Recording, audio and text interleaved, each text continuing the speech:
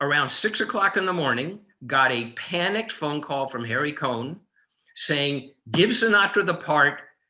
I don't want to hear anything else about this. If this is beginning to sound a little bit like a movie that you may know of called The Godfather. This episode is brought to you by the best-selling book, Rise of the Film Entrepreneur, How to Turn Your Independent Film into a Money-Making Business. Learn more at filmbizbook.com. I'd like to welcome to the show, Stephen Simon. How you doing, Stephen? Hey, and it was so easy doing this. Alex and I just had 20 minutes to figure out how to do this on Zoom. But anyway, it's good to talk to you, Alex. Thank you very much. Thank you so much for coming on the show, my friend.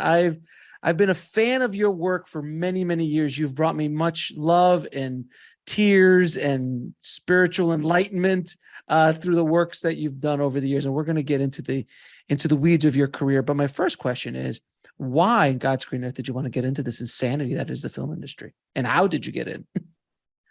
Well, first of all, thank you for the kind words.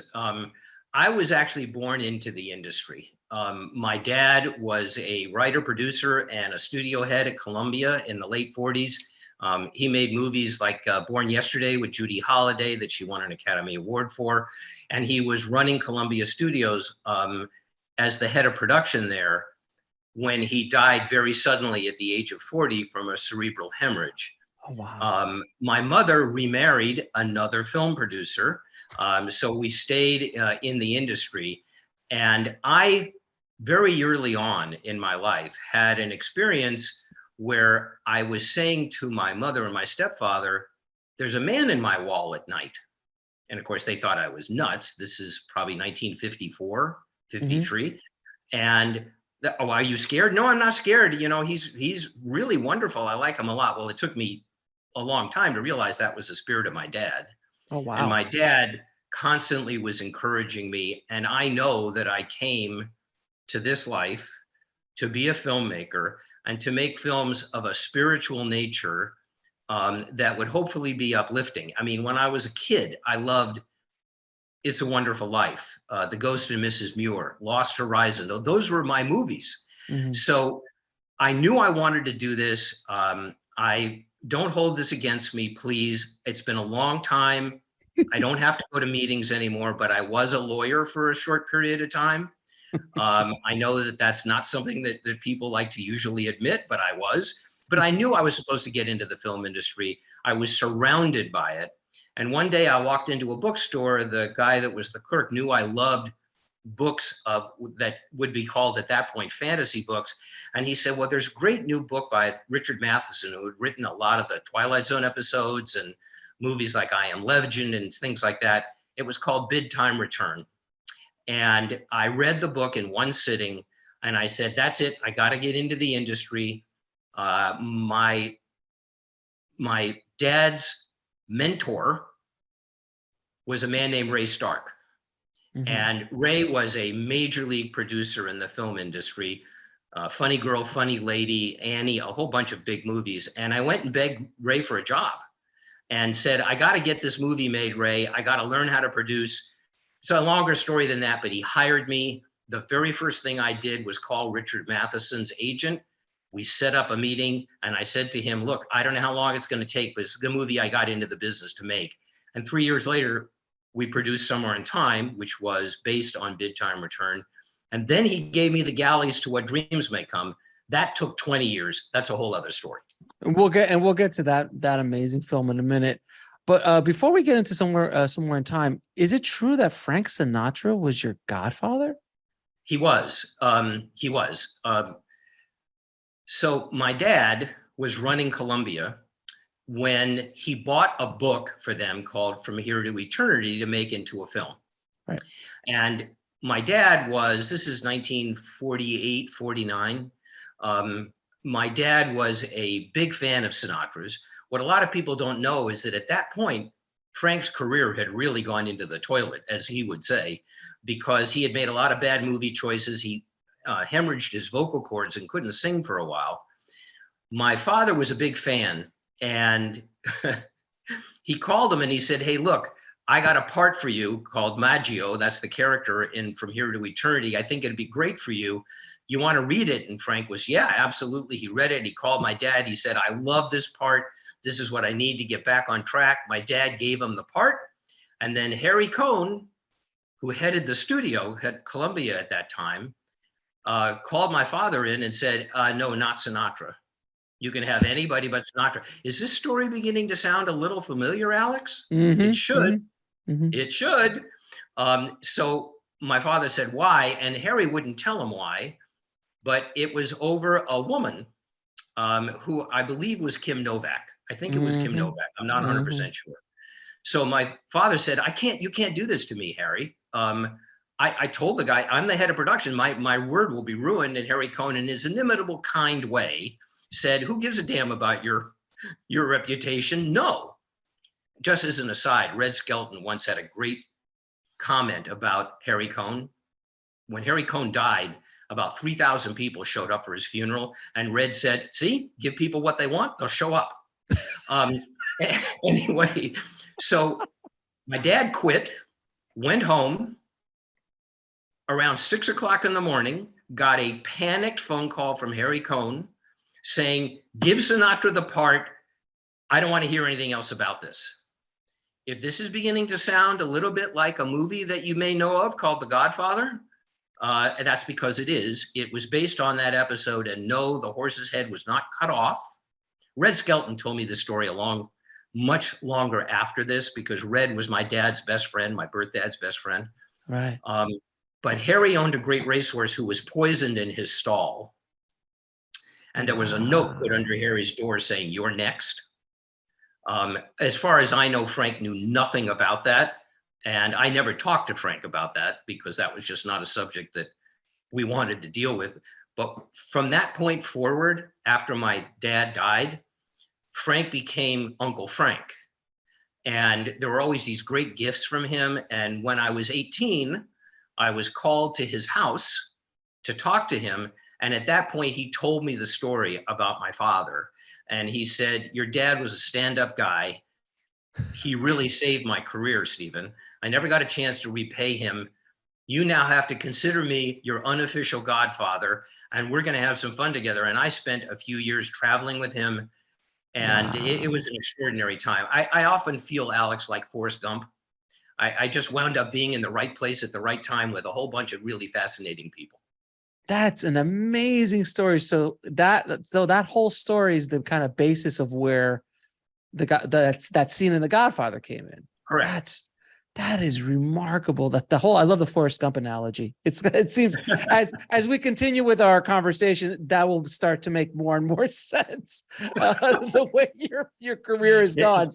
Makes sense to me, boy. You just be in the right place at the right time and fascinating things happen. I've had a very, very lucky, fortunate life.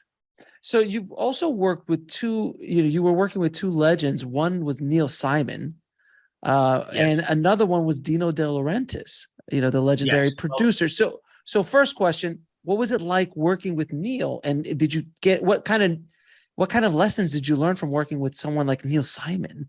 So when I got my job with Ray Stark, when I begged my way into that job, Ray had a multi-picture deal with Neil, who was at that time the #1 playwright in the world. He'd had so many huge hits. And Ray had already made a couple of movies with him. And we were doing, I think we were starting to, it was a movie called The Chief Detective with Peter Falk and this great ensemble cast. And there was going to be a reading with the cast of the script one night, I'll never forget this, at Trader Vic's restaurant in Beverly Hills. And Ray said to me, we're going, and I want you to sit next to Neil and just watch Neil while he operates. And I said, okay. So we have all these actors in a room who are in awe of Neil Simon. And Neil says, look, I just want you to read the script, guys. You don't have to act. You don't do anything. Just read the script. I need to know what it sounds like. So they started, and I watched Neil make notes in his script in a big red pen. And he would make notes like, no, big cross out, change it, joke doesn't work, this is bad, this is good, keep. And he did that all the way through the reading. And when it was over, he said to everybody, I really appreciate that. That's what I needed. It's very clear to me, I've got to rewrite about half of this stuff. So I got to do a big rewrite on the script. We'll do another reading when I'm ready, but thank you. And he went away to rewrite. So when it was over and it was just Neil and Ray and I said to him, Neil, how the heck do you do that? How can you keep objectivity? He said, Stephen, a joke is only funny if other people laugh. If other people laugh, it doesn't matter what I think of it. It's not funny. I've got to make it work where people actually laugh. He said, and I also have this device where when I'm doing my own rewrites, I pretend I have been hired to rewrite the work of somebody I don't like. And it's very easy for me to change the words. Now, I was raised Jewish, Neil was Jewish, Ray was Jewish. If you're Jewish, you get that attitude, okay? That's so amazing. that was Neil, and it was fascinating watching him operate. And I still think at that time, Neil's contract was the only writer in Hollywood that you could not change his work, his words, without his permission. I think he was the only guy that had that. And as far as I know, he may be the only guy that ever got that. But it was, again, it was just fascinating being in the presence of that kind of genius. I think Sorkin might have that, and I think Tarantino might have that at this point in the game. Could be, but there's it's a very short list, to say the least. Now, you also got to work with Dino De Laurentis, who is a legendary film producer. I mean, I'm sure you've got stories you could tell on air, and I'm sure you got stories you could tell off air as well. So what lessons did you learn as a producer, from producer to producer? What lessons did you learn from him? Oh, so many. Dino was a unique individual. You know, Dino almost single-handedly launched the Italian film industry. Dino got his start in life selling, quote, holy water, unquote, to American GIs during World War II that he had basically just gotten out of the river. I mean, we used to get to work very early. Which was great because I'm an early bird as well. We used to get to the office at 7 in the morning. And for the first hour, Dino would regale me with stories. And I almost felt like I should have been paying him, because the stories were extraordinary about how he got started, how his films worked. And, you know, Dino pioneered selling off individual rights to films overseas. And that's how you get your film made. So he was the one that started all of that. You would get a domestic deal, he'd sell it here in France, he'd sell it here in Germany. And then eventually, this is a whole other story, which is a long story, which we won't go into, but eventually we distributed a film outside the United States, which was Madonna's documentary, which we called Outside the United States in Dino's inimitable way, which we called In Bed with Madonna. And Madonna, during that time, I had not met her, but at that time, she was the most famous woman in the world. Oh, absolutely. And she told Dino she wanted to do a movie like the Sharon Stone movie. Basic Instinct. Basic Instinct, thank you. That's what happens when you get to 76. You have those little brain freezes from time to time. And so Dino said to me, I've done the numbers. You got to find a really sexy script that she wants to do. You got to make it for $18 million. If you do, we can pre-sell it for 23, and then we don't have to worry about anything else. And it's your job. And I said, okay. And it scared the bejesus out of me. I'd been through a very difficult divorce at that time. I had declared bankruptcy at that time. I had just gotten my job with Dino, which I did not want to lose. So I called Madonna's assistant and said, you know, this is going to be my position. I would really like to meet with her. And she was renting a house in the Hollywood Hills. And we set up the meeting for whatever it was. And I came in and she was in the living room sitting on the couch and came up and shook my hand. She was very, very nice.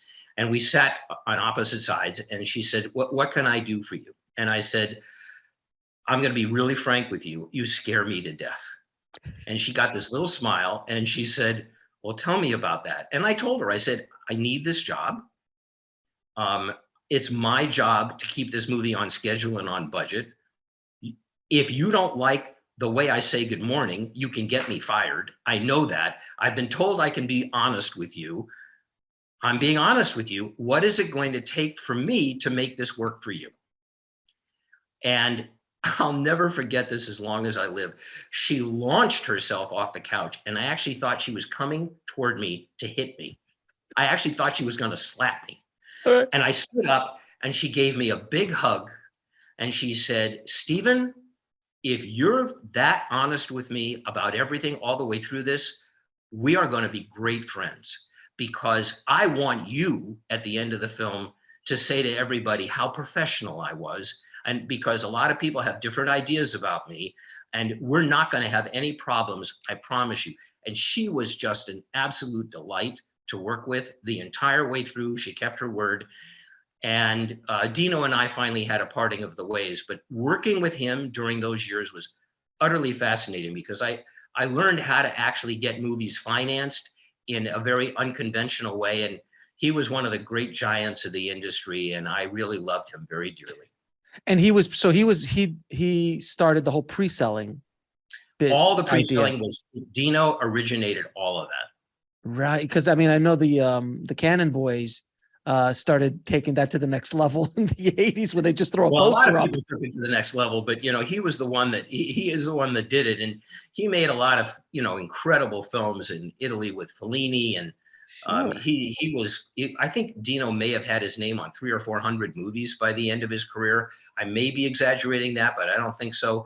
And as I said, I was given the opportunity to work for two of the last great moguls, Ray Stark and Dino De Laurentis, and it was a gift to me. I much appreciated it. And as a producer, you must have picked up a lot of tools in your toolbox along the way. I sure did. I learned a lot of things that I wanted to do, and I learned a lot of things I didn't want to do. So that's fascinating, because I remember when Body of Evidence, which is that Madonna film, came out. It wasn't, I mean, it was, it wasn't a success. I mean, it was a success, but it wasn't like they wanted it to be this whole thing. I think there's just so much press about her, and she was but she was so dividing and polarizing. So it was just a difficult Well, movie. I'll tell you what happened with that. Yeah. We previewed Body of Evidence, and the previews were really successful. This was, I can't remember the time of the year, but it was maybe 6 months before the film was going to be released, maybe right. 4 to 6 months. But after the previews, but before the film came out, Madonna's sex book came out. Yes. And it changed a lot of the public perception of Madonna. And we went back and previewed it again. MGM released it domestically, and Alan Ladd, who was running MGM, said, we need to test this again. And the tests were much different, and it was mostly because a lot of the audience had changed their attitude about Madonna. I have to tell you, though, recently I got a phone call from somebody in England saying that they were doing a special Blu-ray release of Body of Evidence because it's become quite a cult film in Europe. Mm-hmm. And is wildly successful. And I did some interviews with them, and I think that's going to be coming out sometime in the fall. So it did find its audience. I watched it recently again, and the level, the heat in that movie, the explicitness of that movie, and she and Willem together were really extraordinary. And I went, whoa, man, I forgot it was that explicit. And anyway, it was a fun movie to work on, and she was great. Willem was great. It was a wonderful experience. So let's go to Somewhere in Time, which was your first producing credit. It is one of those films that just is a classic. It keeps going and going and going, and people love that film. It was a young Christopher Reeve, a young James Seymour. I mean, this is post Superman Christopher Reeve, so he was a big star in 1979, 1980. I mean, he was a massive star at that time. What were the lessons that you learned to get that thing off the ground? How did you, I mean, I know the world is so different now, but are there any universal lessons you learned during that process? No. Again, I wound up being in the right place. I wanted to be in the right place at the right time. I'll tell you the story because it's a fun story. So I had really helped push through Smokey and the Bandit with Universal for Ray Stark when I was working for Ray. I did not produce Smokey and the Bandit. A guy named Mort Engelberg did. I really had very little to do with that. But as an executive, I helped it get through. So Universal was grateful.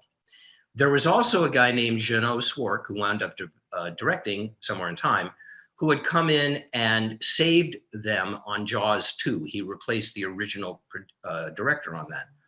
So Jeannot and I got together, and he was saying, oh, I want to make an old-fashioned romantic movie like The Ghost and Mrs. Muir, or something like that. And I said, oh, here's the book. And he said, yeah, we got to do this. So we went to Universal to make a deal with them to develop the script. And I know there was a great guy named Ned Tannen running the studio at that time. I know he did that as a gesture of gratitude to both Jeannot and to myself, but I don't think that they ever really totally intended to make the movie. So in every movie, with every script, there is a moment of truth with the studio. And we had developed the script. We got called into Ned's office. We went into Ned's office and Ned said, you know, I love you guys. Immediately, I knew that the biggest butt in the world was coming. Mm-hmm. And he was about to say, and he admitted it later, he was about to say, but we just can't get behind this. And I just blurted out to him, what if we get Christopher Reeve? I thought Jeannot was going to kill me. And at that point, I felt like killing myself, because this is January of 1980. Superman had opened in December of 1979. Chris was the biggest star in the world at that point. There was no way we were going to get him for a movie that we had budgeted at $5 million and the star at 500,000. So immediately Ned said, huh, you get Christopher Reeve for his first movie after Superman? You got a green light. And I immediately tried to backtrack and go with, what about this one? And he said, no. And I said, so what if we don't get Chris Reeve? And he said, don't come back, Stephen. And I'm like, okay. So Jeannot and I walk out. And he said, what am I going to, I said, I'm going to call his agent. So I called his agent, who I will not name. And his agent said, that little time travel thing you have, there's no chance he's going to do that. I'm getting offers, like $3 or $4 million offers for him. Remember, this is 40 years ago. So that was a lot of money. That was huge. And I said, well, you got to give him the script. And he said, no, I'm not even going to show it to him because I'm telling you, he won't do it. So Jeannot said, what are we going to do? And I said, well, I have a crazy idea. Desperate people do desperate things. If you've been in LA, you're in LA. So you know that on Sunset Boulevard in West LA, they sell maps to the stars' homes. No, you didn't. No, you did not. Yes. Oh, yes, we did. And Jeannot was like, this is humiliating. What are you doing? And I said, Jeannot, what harm can it do? Let's look. So, I know that a lot of that stuff is totally made up, because unless Bruce Willis is mowing the lawn in front of his house, right? How do you know if Bruce Willis lives there? So Chris is listed somewhere in the Hollywood Hills. So I said, we're going. He said, no, we're not. I said, we're going. And originally he didn't even want to get out of the car. So we go up to this and he's laughing and he says, you're going to feel like the biggest idiot in the world. We knock on the door and Chris answers the door. You gotta be kidding me. Now, Chris later said that my jaw went like, we were both shocked. And I think I got out something like, I'm a producer, he's a director, we got a movie at Universal. But what Chris told me later was the thing that intrigued him is when I said, your agent won't show you the script. And he said, oh, okay, well, have you got a script? We ran to the car, gave him a script. He said, give me your phone number, I'll call you tomorrow. So he called me and he said, get your director, come up to the house. We did. We walked in. He said, I've got two things to tell you. Number one, this is going to be my next movie. Oh. Number two, I just fired my agent. His agent never spoke to me again, which I don't blame him for. And that's how we got Chris Reeve. I mean, it was just a fluke. And he later said to me that his agent had given him a script where he was supposed to play a Viking. And he said, I had visions of me wearing one of those big helmets with all the horns and stuff. And when I saw this beautiful little love story, I said, this is what I want to do. And, getting Jane Seymour was a whole other story. But anyway, that's how we got the movie approved. Holy cow. So what you're telling everybody to do is, if you're a young producer in Hollywood, you go get the maps and then go knock on the door of the actor. You know what? You got to do what you got to do. I mean, I didn't know what else to do. How are we going to find him if his agent wouldn't help him? Again, I have been unbelievably lucky in my life to be at the Jesus. right place at the right time.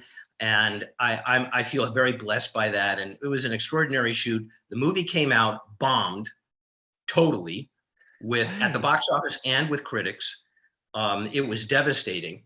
I grew this beard 40 years ago, October of 1980, when the movie came out. Haven't shaved it since.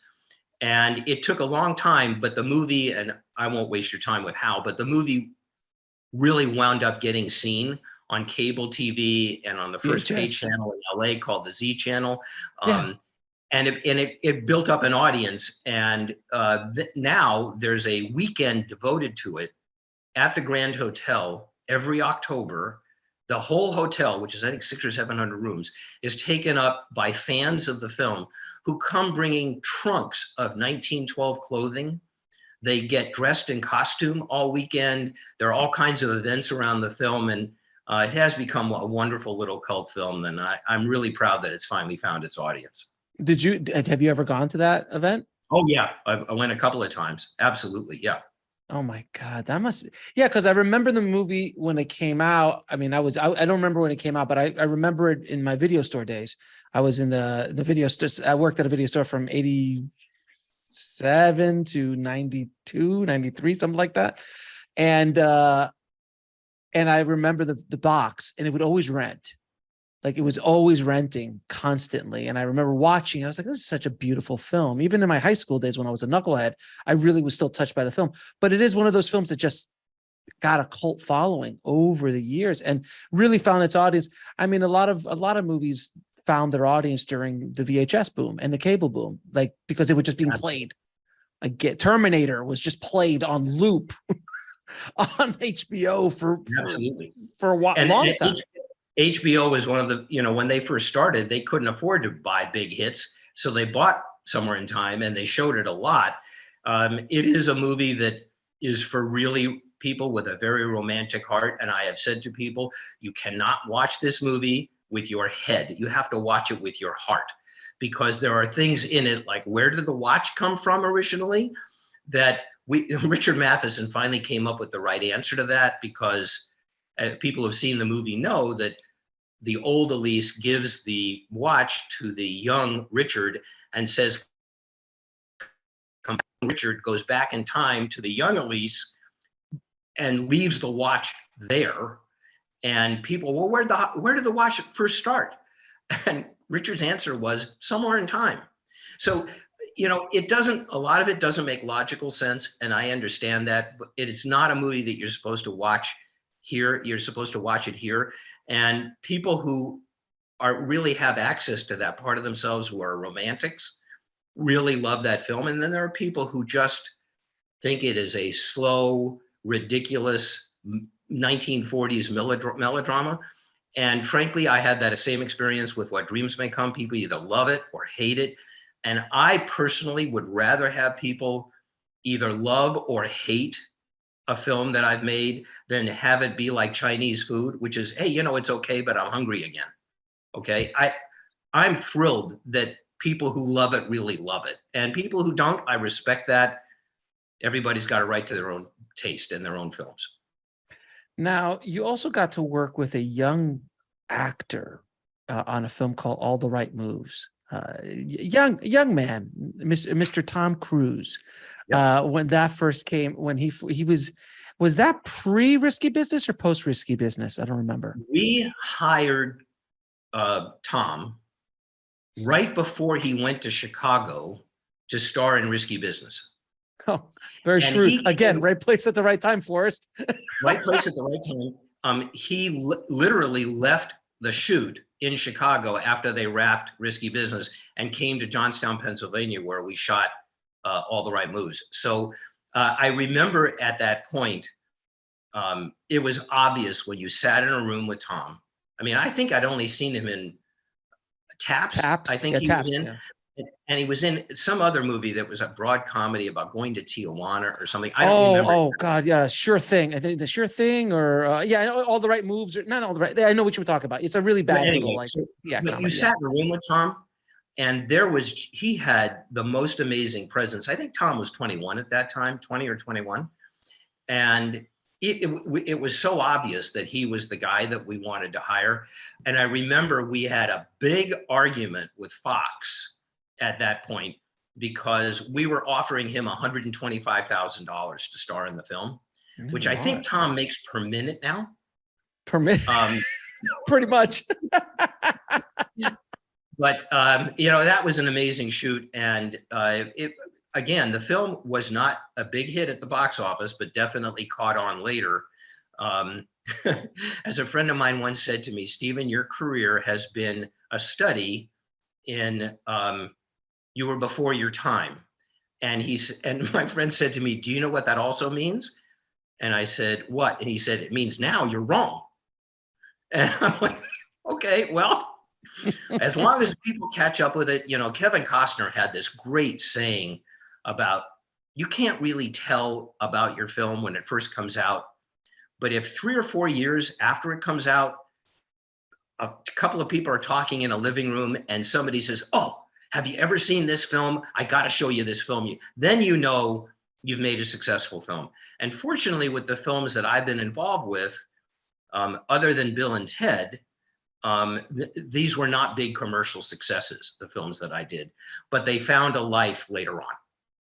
And I've had the pleasure of talking to one of those films that Kevin did, which was Waterworld, which was obviously panned, and it became one of Universal's biggest IPs ever, and it's made so much money over the years, and it's found their audience. Right. You just don't know when it comes out, and it could be 10 years later. I'm sure you know the movie The Room, that's considered the worst movie ever made, and look what happened to that. Like, it became this cult movie of being a movie that's so bad I always say it's so bad it's now good. So it's those things. Now, you did mention Bill and Ted, and I have to tell you before we get into your Bill and Ted story, which I know because we spoke about it already, but for the audience, I just want to let you know what Bill and Ted meant to me. And I was working at the video store in '89 when it was released. It was one of 3 releases of that week. I never forgot, because I could watch everything that came out weekly, not like today, where you've got 50,000 movies a minute coming out. And I had just broken up with a girlfriend, and I was depressed, and I was down. And then I saw this thing with this ridiculous cover. I'm like, who is this Keanu? What? I can't even say his name. And they're in a phone booth. I'm like, let me take it home. Because I didn't even see the trailer, because there was no YouTube to see trailers at that time, unless you caught it at the theater. And I took it home, and the amount of laughter and joy that I got from that. I started off absolutely depressed, and I finished that movie on a high. I was so happy, and I recommended it to everybody that walked into the video store. It is one of those films that just connected with me in such a way. And I think it's connected obviously with an audience, because there's so much love behind their stupidity. The characters are so endearing and so loving, and they're buffoons, and they're kind of like, what? They're ridiculous, but Socrates and the salad dressing dude, and like, it was so wonderful. So please, I want to first of all say thank you for bringing that into the world, because God knows we needed a little laughter. And secondly, tell this insane story of how you got involved with Bill and Ted's excellent adventure. Yeah, and I want to say very clearly that I did not produce Bill and Ted. I'm one of the executive producers on it. I take no credit for producing that movie in any way. It was done by Robert Court and Scott Krupp and Ted Field at Interscope. I only was instrumental in saving it from being thrown away and getting it sold. And then I took another executive job. So all of the credit for what happened in that film really does not belong to me. It belongs to those other producers. Richard Matheson, who was my mentor, who wrote Somewhere in Time and What Dreams May Come, the books, and he wrote the script for Somewhere in Time, had a son named Christian who was writing scripts when we were prepping Somewhere in Time and What Dreams May Come. No, because it was before What Dreams May Come. It was Somewhere in Time. And Richard asked me to read a couple of the scripts, and they were very, very odd, really odd, but they had incredibly dark, funny sense of humor. And Richard said to me, "What do you think?" And I said, "Well, I don't think this is going to get done, but if he could find somebody that's commercial to work with him, maybe it would work." Well, he found a guy named Ed Solomon, who had been working on Laverne and Shirley and some other things, and they came up with Bill and Ted. And Richard called me one day and said, well, they wrote this script called Bill and Ted's Excellent Adventure, and their agents said that they don't want to distribute it around town because they think it will ruin their career, that no one will buy it, no one will make it, it's so dumb and blah, blah, blah. And he said, would you read it? And I said, yeah. So I read it, and I was howling just reading it.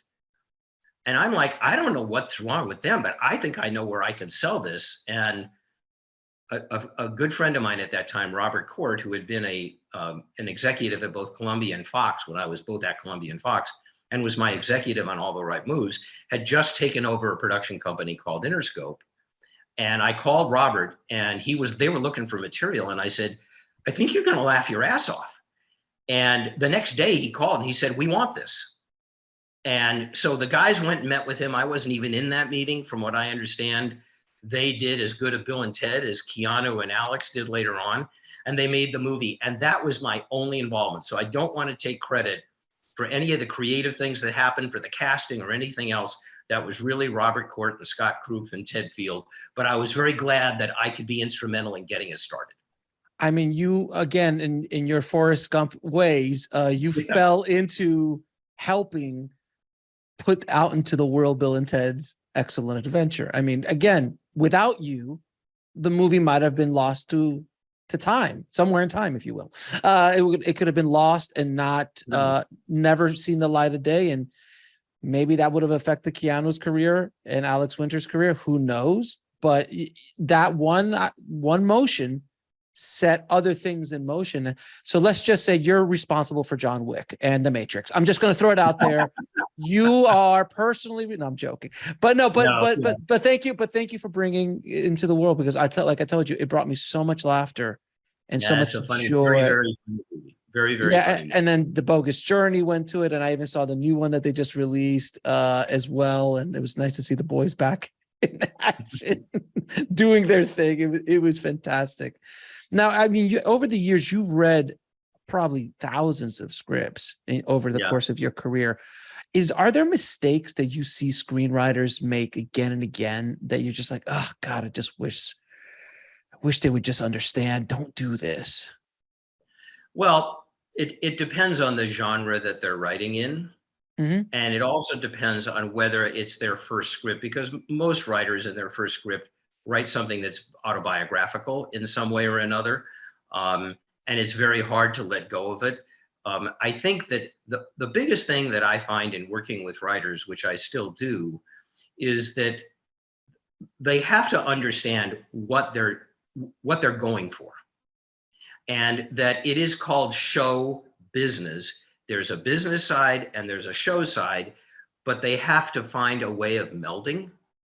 And you can't cross those kind of wires, and you have to really accept that. The biggest issue that I have with screenwriters often is that they don't take the Neil Simon advice. They aren't open to criticism, to saying this doesn't work. You've got to redo this. This is why this doesn't work. I always say this is why I don't think it works, because the film industry, as William Goldman said in his famous book, Adventures in the Screen Trade, which is one of the greatest books ever written about the movie industry, he had an incredible quote, which is, nobody knows anything. And there's a lot of truth in that. So I try to give a lot of leeway to writers. It's very important for writers to have a structure first. If you're going to build a house, you got to build the foundation, and then you build the walls, and you work inward and you do all of that stuff. You have to have a foundation. I insist when I work with writers, if it's from scratch, that they do a very detailed outline first, so that they know where they're going, which also alleviates the problem of sitting in front of an open computer saying, okay, now what do I do? There was that wonderful movie about, and again, you'll remember the name of it. I don't right now. I think it was called something Orchid and it was Wild Nicolas Orchid? Cage. Oh, Huh? Wild Orchid? I think it was Wild Orchid, where he Oh no, you're played thinking no, you're thinking adaptation. adaptation. That's it. Thank you. That's it. Yeah, yes. Yeah, I think Wild Orchid was Mickey Rourke. Correct. Right. So in adaptation, there's this wonderful scene that several scenes where he sits down to write and it says, "I need a muffin," and he gets up and he gets a muffin and stuff like that, which is, and one of the great things that I learned from a couple of writers is always end your day in the middle of a sentence. Mm-hmm. End your writing day in the middle of a sentence. So when you come back the next day, you know where to start. And if you have a proper outline, then you just have to connect the dots. Ron Bass was a very good friend of mine in LA. And, Ron won the Academy Award for Rain Man and has written, I think 20, 25, 30 movies that have gotten made. And Ron used to have a crew of young women working for him who he didn't like it when his friends did this, but we called them the Ronettes. And they would help him outline all, because he was making a fortune and turning out these incredible scripts. They would help him outline everything he was going to do in a script. So before Ron sat down to write it, he gave them the basic ideas of things and the characters, and then they would help him put the structure together. And then Ron would refine it, and he would know this scene's going to take 2 pages, this scene's going to take 2.5 pages. He was always incredibly organized. And it's very important to do that as a writer. You need to be organized, you need to know where you're going, and then you need to have the ability to say, okay, maybe you're right, maybe I could do that differently. And everyone else has, their own quirks and everything else. But for me, it's a lot of fun.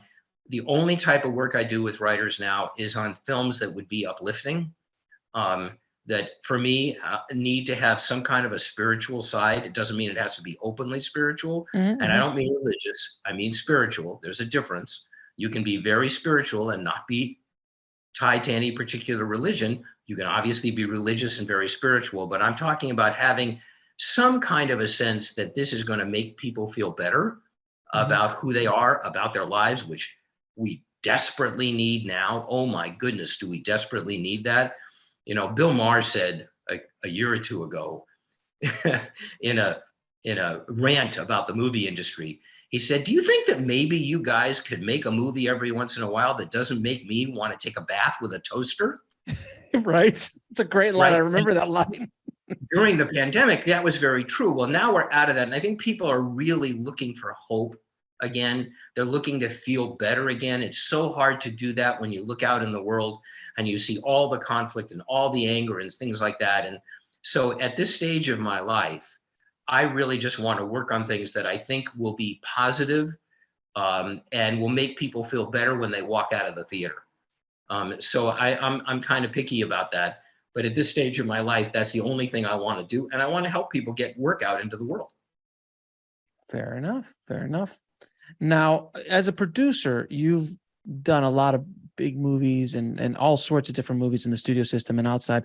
Is there a day that you felt that the entire production was coming crashing down around you? I know that feels like every day, but was there one day or one film in a day in the film that you were just like, I don't know how we're going to get over this. Like, how are we going to continue? What was that thing and how did you overcome it?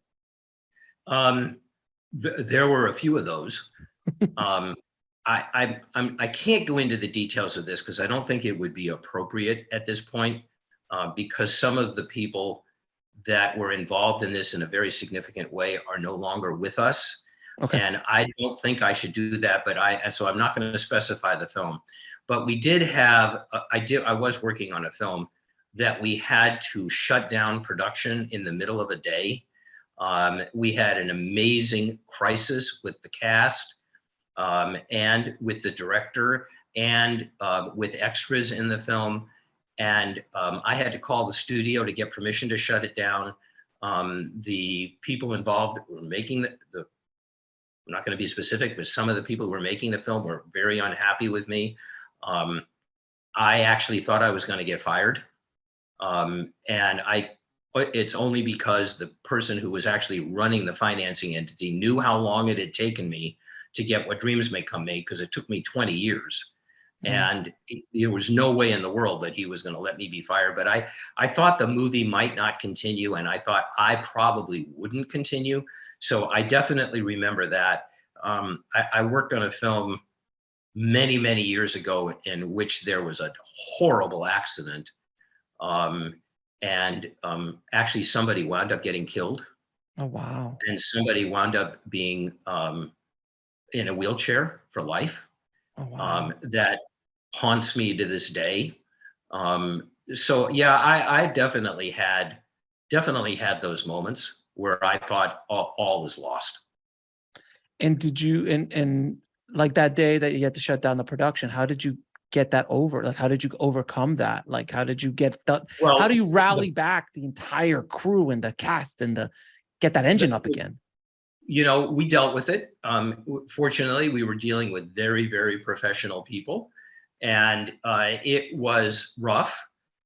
It definitely drove a wedge between me and one member of the cast in particular, that never really totally got healed. It was a really, really challenging thing. But people who work on film in general, are incredibly hardworking, professional people. Mhm. And the idea that the show must go on is deeply, deeply ingrained, particularly in the crews. The grips and the electricians are the hardest working people on sets, as I think everybody knows. And they have an incredible work ethic. This is what we're here to do. And everyone got together, and the movie moved on from that. But it always stayed in my mind. It stayed in my heart. And it's something that I regret, and I wish I'd been able to do something differently. I don't regret that I shut the film down. I had to, and the studio agreed that I had to. But I regret that happened. And even now, thinking back on it, it was a pretty rough moment. But unfortunately, I didn't have too many of those. Thank God for that. But this is a lesson for people listening. If you're a filmmaker, sometimes you got to make these tough choices. You got to either continue down the path that might destroy the film, or stop, reassess, and start up again. And that's a brave move. It's a brave move, but it's a lot of times it's something that needs to be done. And I would also say to people who want to be producers, or maybe are producers, I had, and it didn't stand me in great stead with studios, and I understand why. I don't blame them. I did my loyalty on a film was always to the director. I always saw my job as being able to help the director put the vision on screen that the director wanted to put on screen. And I became very good friends with all of our directors. I mean, Jeannot Jeannot is retired now in France, and Jeannot, I think, is in his early 80s. Jeannot and I still stay in touch. Until his tragic passing, I stayed in touch with Michael Chapman all the time on All the Right Moves. Vincent Ward, who directed What Dreams May Come, is a dear, dear friend of mine. We talk all the time. And I wanted to have friendships with these people because I saw that as my job. Now, the studio will tell you it's your job to do what the studio wants you to do. And I respect that. But the films that I'm the most proud of, Summer in Time, and What Dreams May Come in particular, because those are the films that I feel I came to this life to make. Mhm. Other films I made because I needed to make a living, and I'm still proud of them, very proud of them. There are a couple I'm not so proud of, but we won't go into those. Most of them I'm very proud of, and I'm glad that I got involved. But to me, a producer's job is to nurture the director, unless the director really goes off the rails, and then you've got to try to do something to bring them back. Fortunately, that never happened with me. I never had a director go off the rails. And it was a fantastic career. I don't do it anymore. I don't produce films anymore. I'm 76 years old. I've been out of Hollywood for 20 years. I moved to Oregon 20 years ago. Wrote a couple of books, founded the Spiritual Cinema Circle, which we operated for 16 years in distributing really uplifting material to people. So the only way I keep my hand in now is through my mentoring program. Mhm. which people can take a look at if you're interested at theoldhollywood.com, THEOLD, Hollywood.com. It is a rigorous program. I spend 20 to 25 hours a month working directly with the writers, one time with a producer who wound up getting her film made. And it is something that if people are interested in, you should take a look at that page. And if you're interested, fill in the questionnaire that will come to me, and then we can have a conversation about it. But I don't work with that many people at a time. It's only usually 2 or 3. And if people are interested, they can do that. And if not, I hope you enjoy the films that I made in the past. Which brings me to one of my favorite films that you've produced ever, which is What Dreams May Come. And that film, I just recently saw it when I knew you were going to come back on the show or come on the show. I was like, I'm going to go watch it again. I haven't seen it in a while. And it still holds up so beautifully. It's actually probably deep. It hit me harder now than it did when many years ago when I saw it. And it's just one of those films that sticks, at least it sticks to my bones. It sticks hard. And even more so now because of Robin's passing all those years ago, and what a powerful message that whole movie was, and Robin Williams and everything. How did you get that film? Which that wasn't a cheap film to make, by the way. It was from what I understand, it was a fairly expensive film to get off the ground. Around $85 million. Right. So I know Robin was the catalyst for getting that movie made, but how did Robin get involved? How did you get this to Robin? How did you get the whole thing off the ground? Goodness. All right. So we literally don't have enough time to tell that whole story, because that was literally 20 years of my life. Wow. Richard Mathis gave me the galleys for What Dreams May Come when we were prepping Somewhere in Time in 1980. And the film didn't get shot until 1997 and 98. The adventures we went through with that were pretty extraordinary. Almost every well-known director in the film industry turned it down.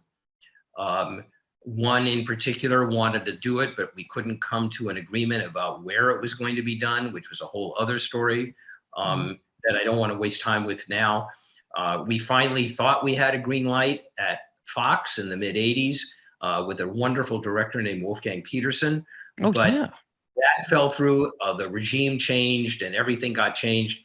And it just took forever and ever for me to find the right person to do it. I'll tell you what the catalyst was. When I was running Dino's company, we hired Ron Bass to write an original script. I've never told this story on a podcast or in public before, so I'm going to tell it now. And it's an amazing Hollywood story. So we hired Ron to write the script. Ron is the most professional writer you can possibly imagine, and a great man. We had known each other for a very long time. When Ron was a lawyer, before he even started writing, we knew each other and were friends. So we hired Ron to write this script. Dino did not like the first draft at all. And I said, well, we'll have Ron in, tell him what you want. Ron will make whatever changes you want him to make, because that's who he is. And Dino was like, no, this isn't the movie he sold us. And, I want to get our money back. I don't want to move forward. I said, we can't do that, Dino. I mean, we've made a commitment. And Ron came in. Dino, and Ron was wonderful. Dino did not want to go forward. And I sided with Ron. And it was a painful moment, but there was no way we could not do that.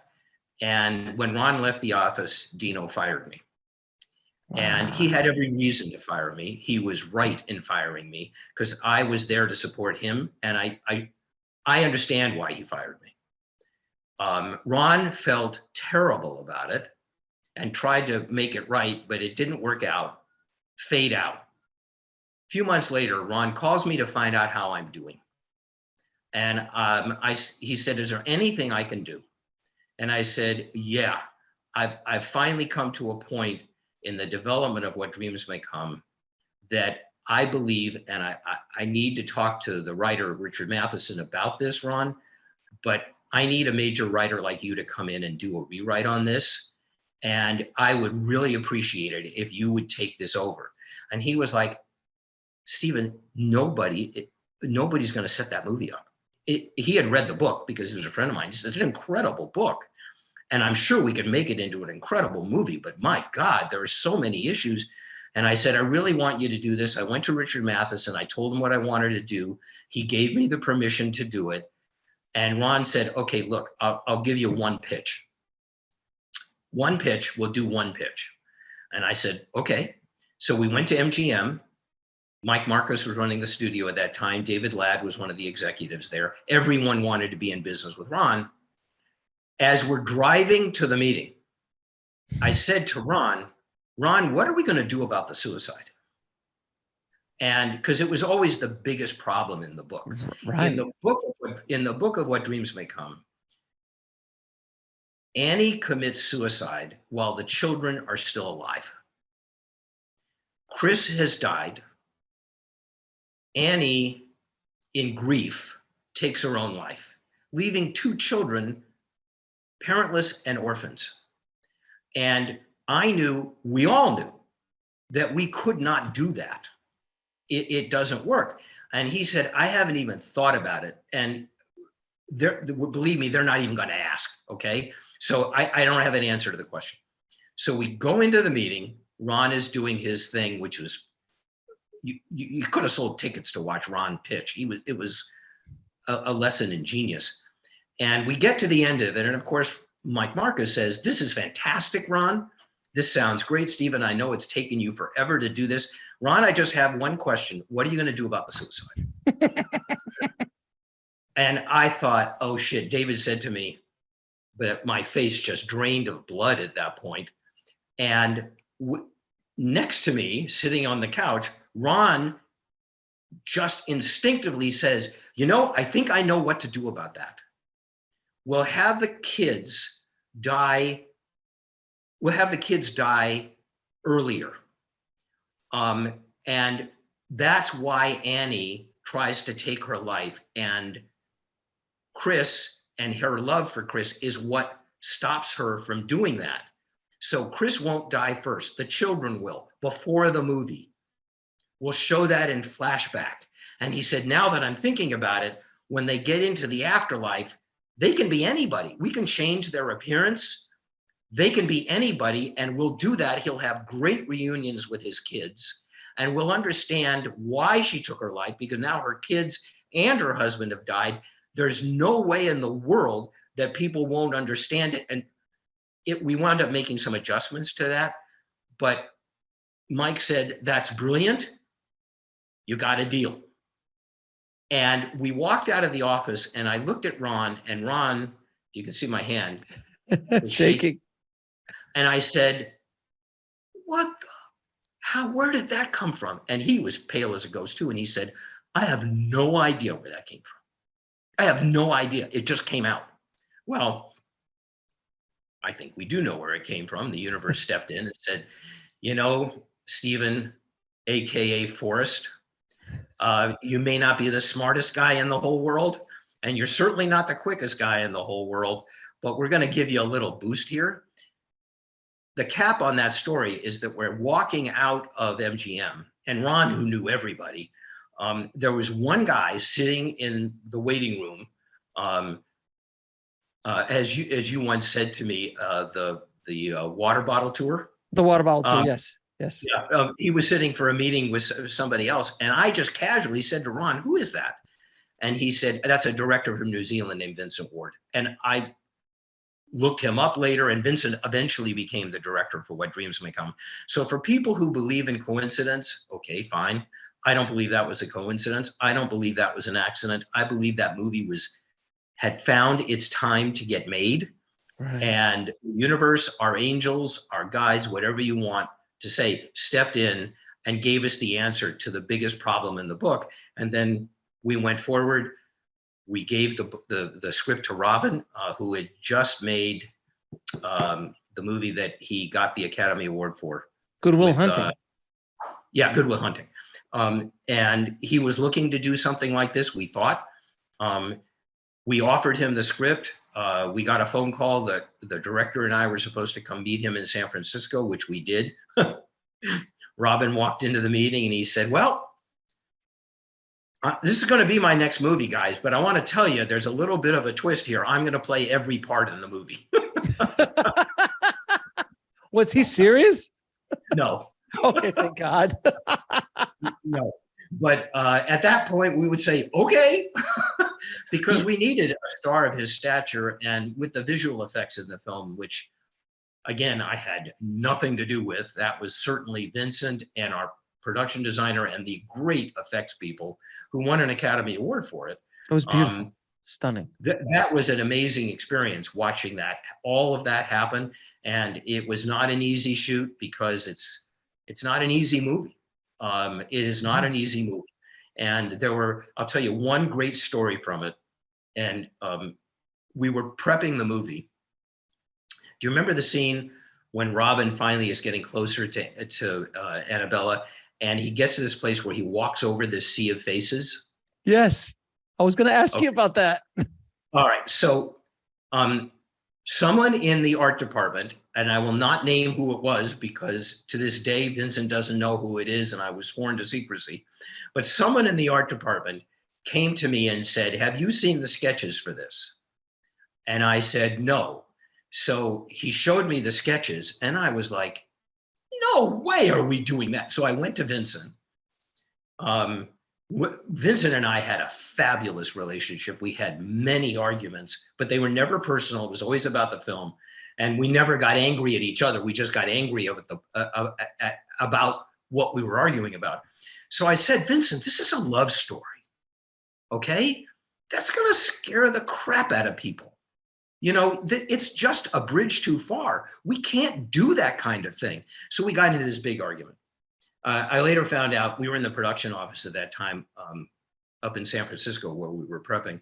And I think it was in Oakland we had the office actually. We learned that the production assistants and everybody went out in the parking lot because the producer and director sounded like they were going to kill each other. So we're yelling at each other back and forth. And finally, Vincent says to me, Stephen, this is a movie about a man who goes through hell to save his wife's soul. He does not go through heck. And I cracked up. We both wound up rolling on the floor, crying. We were laughing so hard. Needless to say, he won the argument. When we previewed that film, you know, when you do preview cards, people are asked to note, among other things, what their favorite scene is and what their least favorite scene is. That scene got the most votes in every preview for both. Wow. Favorite scene and least favorite scene. And at that point, I knew that Vincent had been right all along, that we needed to do that. He was totally right. I was totally wrong. But no, it's not about a man who goes through heck. He does go through hell. But in that scene, there is a cameo by a young director, if I'm not mistaken, Werner Herzog. Oh yeah, it's in that scene. I remember, like as I was watching the movie like a week or two ago, I see Robin Williams and I hear this voice, which is so distinctive. And then as I'm watching the credits, I'm like, that was Werner Herzog. Like, what? How did that happen? I had actually, you know what? You're right. I'd actually forgotten that Werner was a good friend of Vincent's, and did that as a favor to Vincent. And you know, Vincent was a huge fan of Werner and his work. Right. I had completely forgotten that was the case. You're right. Yeah, and so that's how it was, just like a favor. Like, hey, you want to come in and just do a quick line? Yes. That's amazing. So, you know, Max von Sydow played the tracker. Oh, God, and no. What an incredible actor, an incredible gentleman. My goodness. You know, the old actors, man, they had such a sense of professionalism and style. So he's hired to do that. His first scene is in the library sequence where he is on wires in this big, heavy overcoat. And I hadn't even met him. So I went into the set to find him, and he's up there hanging by these wires. And I yell up at him, Max, I'm Stephen Simon. I'm the producer of the movie. And he looked down at me very drolly and said, thanks so much for hiring me.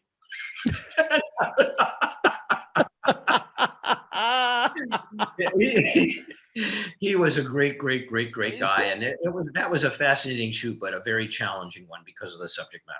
A very, so, very challenging one. When so let me. Robin went when Robin went up to do the eulogy Uh-huh. for Oh, his kids in the church with those two coffins in front of oh, him, a oh. lot of our crew would not go into that set because they were so spooked by it. When Robin went up to do that, he took pictures of his own kids up to the podium and had them in front of him while he was doing that scene. And it shows because it's such an incredibly powerful, but an incredibly painful scene. The movie is not a light comedy, that's for sure. No, it's not a light comedy at all, and there are some humorous moments in the movie, but generally definitely not a comedy. And I wanted to ask you about Robin because obviously Robin's a legend, and I know many people who worked with Robin over the years, and Robin he had that energy that was just nonstop, and he would, even in dramatic scenes, in dramatic films like Good Will Hunting, he would, before the camera rolled, he's cracking the entire room up because he had to, because that was his mission in life. And then the second they yell action, boom, he's in character. I think 1 Hour Photo was like that. He would be, I mean, I've seen some behind the scenes. He was literally on. Second he yells action, he's into this, and he just goes right into his thing. What was it like on set with Robin Williams on that film? Because again, it's a heavy movie. It was not like that on our show. Robin was always incredibly kind and generous to everybody. He was always very respectful of the crew and the other actors and things like that. But this was a really heavy lift for the actors. I mean, a very heavy lift. And Robin was very much in character for most of it.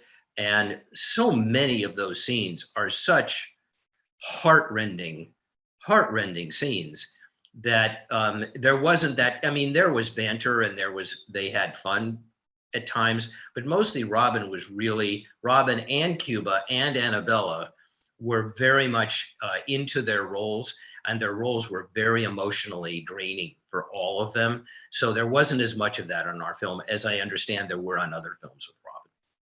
Well, it is, again, thank you for bringing that into the world, because it is one of those films that has definitely. I'm very, very, very, very proud of that movie. I'm very proud of that movie for what it took to get it done, for the messages within it, that life continues after life. Mm-hmm. And it's something I'm incredibly proud of, and I'm really glad that it has also lasted the test of time, and that people still watch it, people still buy it, and I hope they will. It is not for everybody, I understand that, but for the people who are open to it, it's a powerful film. No, it is, and it's not a light film. It's a heavy film. Very heavy. Beautiful, beautiful ending. Wonderful ending. It's so touching, but you literally go through heck to get to that point. Yeah, no, you definitely do. And again, I give all the credit on that. Really, 90% of that credit goes to Vincent, because just having the cojones to take on that movie, and to say, okay, I can do this. We're going to spend most of the movie in an afterlife setting. He changed a bunch of the characters. He made Annie into this art museum curator, so that we could tie in the paintings more. It was Vincent's idea that when Robin came in to the afterlife, it would be in a world of wet paint, and he would be the only human in it. I remember saying to Vincent, that's just beyond brilliant. Can we do that? And he said, yeah, of course we can do that. And I said, do you know how? He said, hell no, but we'll figure it out. And he was right. They figured it out. I mean, it was really cutting edge stuff that the effects guys did on that film. And it made it really, really beautiful. I mean, truly beautiful. And, Robin's line with the Dalmatian in the beginning, I screwed up, I'm in dog heaven. That was in the script, but Robin really gave it his own twist. And the same thing with the line at the end, I found you in hell, I can find you in Jersey. Um, you know, that is Robin Williams stuff. And again, I'm very, very proud of that movie, and I'm glad it touched you and moved you. Absolutely. It's one of those films that just, it always sits in the back of my head. It's on my top 10 of all time. It's just one of those films that just, there aren't movies made like that at that level, at that budget level, with that kind of caliber of actor and people behind the scenes as well. It's just not a movie that gets made. And lesser now. I mean, a movie like that would never get made in today's No, world. and look, the movie did not make money. I mean, the movie wound up losing money because it did not do as well at the box office as it needed to do, but it reached the audience that it reached, that that I knew would touch it. And you know, that's why I saw again my role as a producer differently, and frankly, it did not augur well for a long-term career for me in producing, Right. because I was really focused on making these spiritual films and getting this love after life concept in front of people, to make people realize that it does go on, that after life there is more. And I know we'll talk about this at another time. That wound up happening in my life, Sure. with my wife, and she wound up transitioning in her sleep, which was a big surprise. She was only 54. Oh, And wow. when that happened, she and I had always talked about these things, that we would find a way to communicate. We always thought I would go first because I was significantly older. But it happened with her. And 6 weeks later, she started to communicate with me, and we wrote a book together called What Dreams Have Come. And it's, again, it's a book that I wrote with her after she crossed over. So there are people that think that I am several egg rolls short of a combination plate. The cheese slid off the cracker, sir, as they say. Absolutely, if there ever was a cracker. And that's okay with me, because I know in my heart that this is real. It continues to this day, and it has sustained me. And I really feel that my primary role in life has been to bring these kind of concepts onto film, whether they wind up being mainstream concepts or not. And they weren't, and they don't have to be. I've never been, in my heart, what I would call a mainstream producer. That has not been my goal. It should have been, and my career was shorter because of that, but I don't regret that in any way, because I'm really, really, really proud of what we did. Now, Stephen, I'm going to ask you a few questions, ask all my guests. What advice would you give a filmmaker trying to break into the business today? The first thing I would say is, don't be so committed to having your film play in a theater. Because that has been the case for years. That was the case before the pandemic. So hard, for all kinds of reasons, to get a movie made at all, and then to get it in wide distribution in theaters. It's really like going through the eye of a needle. And because of the pandemic, that's even been more magnified. And there are so many great venues now, like Amazon, like Hulu, like Showtime, like HBO, Apple TV, whatever it might be, Peacock, HBO Max, all those things. And particularly with the longer forms now of doing series, writers have an opportunity to really develop characters in a way that you can't do in a 2-hour film. And also, there is such a huge, voluminous need for material that if you're not focused on getting your movie in a theater, and you're not writing, you don't have a right to a Marvel comic character, or you're not doing a sequel to a to other big movies, it is very hard to get movies made and shown in theaters today for all kinds of reasons. So that's the first thing I would say, which is write for the audience that you think will be right for this, and don't worry about what the distribution mechanism will be, because there was a wonderful producer whose name I cannot come up with right now that once said, if you write a great script, you can throw it out of your car on the San Diego freeway and the right producer will find it. If you have the right idea, you will find a way to get it done as long as you're persistent. And that's the other thing. You can't give up. Sometimes it's your third, fourth, fifth, or sixth script that you wind up selling. And even that may not get made, and it may not get made in the way you want it to get made, but you keep moving forward. If you believe in yourself, and this is what you do, if it's in your heart, if you want to be in the film industry because you think it would be a really cool way to make a lot of money, I will tell you it isn't. If you think it will be a way for you to feel better about yourself or something else, or however you may look at it, if you're not getting in for the sole reason that this is the way you need to express yourself, and you cannot imagine yourself in any other life than that. That is what, when you do that, I'm telling you, you're gonna get your opportunity. At some point or another, if you hang in there long enough, you will get an opportunity. But you have to live it, love it, breathe it, and be willing to give up a whole lot of different things in your life to get your film made. Eventually you'll get your chance to do it. And you know, there are other things that, but I would say those would be the two things, which is never give up and don't be in love with the thought of your movie getting into a movie theater. You know, Agreed. I know a lot of us grew up with the idea of sitting in a movie theater and being surrounded by that. Very hard to get that done nowadays. And I would say don't focus on that. Oh, if you want to do that, rent the theater yourself, and then you have that experience.